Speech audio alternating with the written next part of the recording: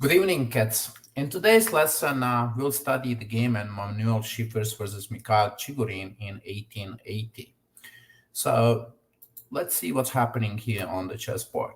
Both kings are safe, but they are not active. Right? Then we have this battle for the d file. That's very important, right? Whoever controls the d file is going to be better. And then we look at the bishop and the knight. None of the pieces are good, right? The knight is having problems because it is limited. It cannot jump into the center. And the bishop is also not active here. You see, if you would just change the pawn structure here, like for instance, if the pawn would be here, then white would be much better because the knight could jump into the d5 stronghold, right, into the outpost, right? But this pawn structure is excellent right now for black. So black plays king f8, brings the king into the game, trades happens, and of course we have to trade here. And now we have a knight against the bishop, right? Bishop g5. It is a little bit better on g5, right? Because it's more active. And both sides are bringing the king. And black plays bishop c1, but it's nothing dangerous there, right? And king c5. And this is the first moment where white made a quite serious mistake. a4. Now, it is better to play c3 and not allow black king to go into the white side of the board, right? By playing this move, white can hold draw.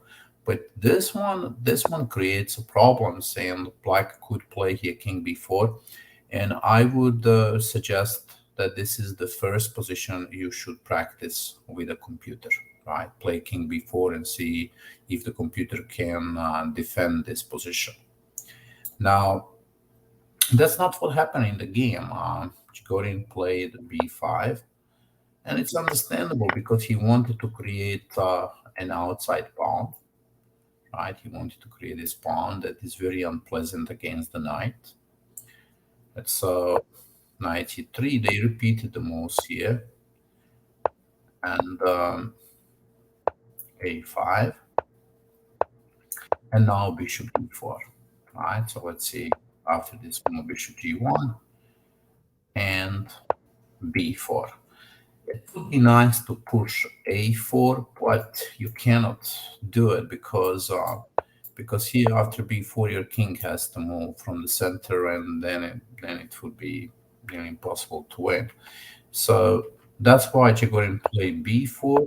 He's keeping the king in the center of the board. And now after bishop d4, I want you to pay attention to this domination, right? Look at the bishop on d4. It is significantly better than a knight on d1.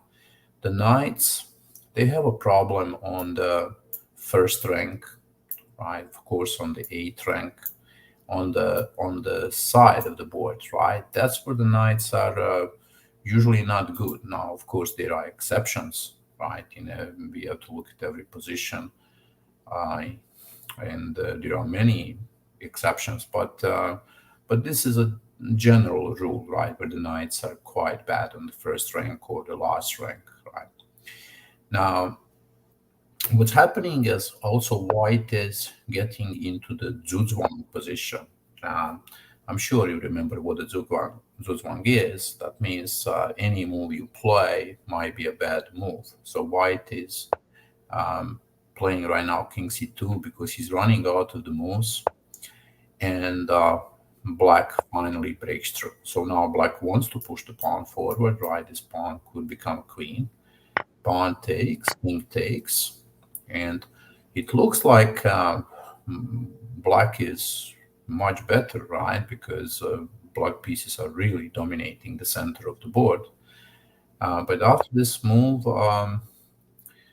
what can you do? You have to trade now, right? That beautiful bishop on d4, right? But if you play king to c5, then knight to d3 or king to b3, and then you're not going to be able to win.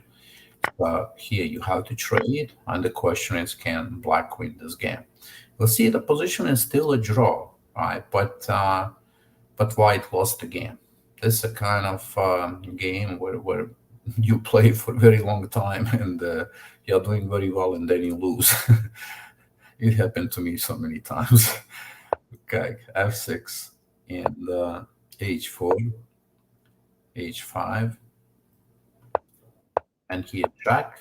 And now we are going to learn really important opposition lesson here, and that's why I choose this game. So first, black is taking vertical opposition. Look, the game is still a draw. White still can make a draw, right? But it is so difficult.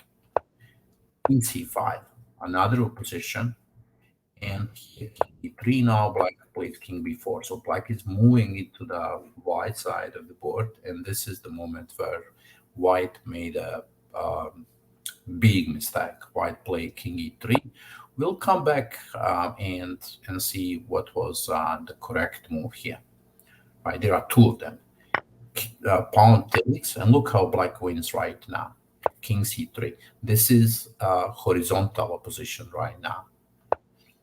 Another horizontal opposition, and the problem is that, look here, after king c3, white is losing the pawn on e4. Right? So if you take, and here you are losing the pawn. Right, this is the strategy you need to remember. And now, of course, you are not going to be pushing the pawn forward, but you go to the other side, to king g4, you capture the pawn, and that's how you win. Let's just go back and see here. I think this is the most important position, right? What can white do here? White could take diagonal opposition, and that's how he can make a draw here.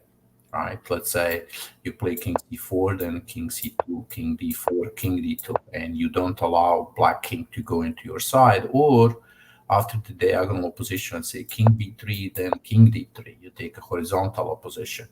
So that was a good way to make a draw.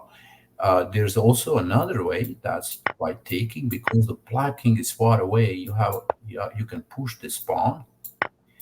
And here you can push this pawn. You see the black king has to come back, otherwise this pawn is becoming queen, and then king e4 is going to make a draw. So those are the two options. Okay, I hope you enjoyed this lesson, and please practice this position. I think you are going to learn a lot. My suggestion is, if you are in the chess classes, take 10 minutes on the chess clock and play on a real board with your friends.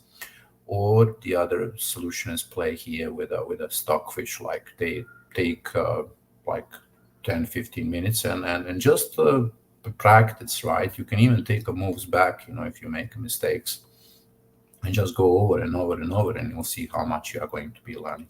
Okay, bye-bye. See you next time.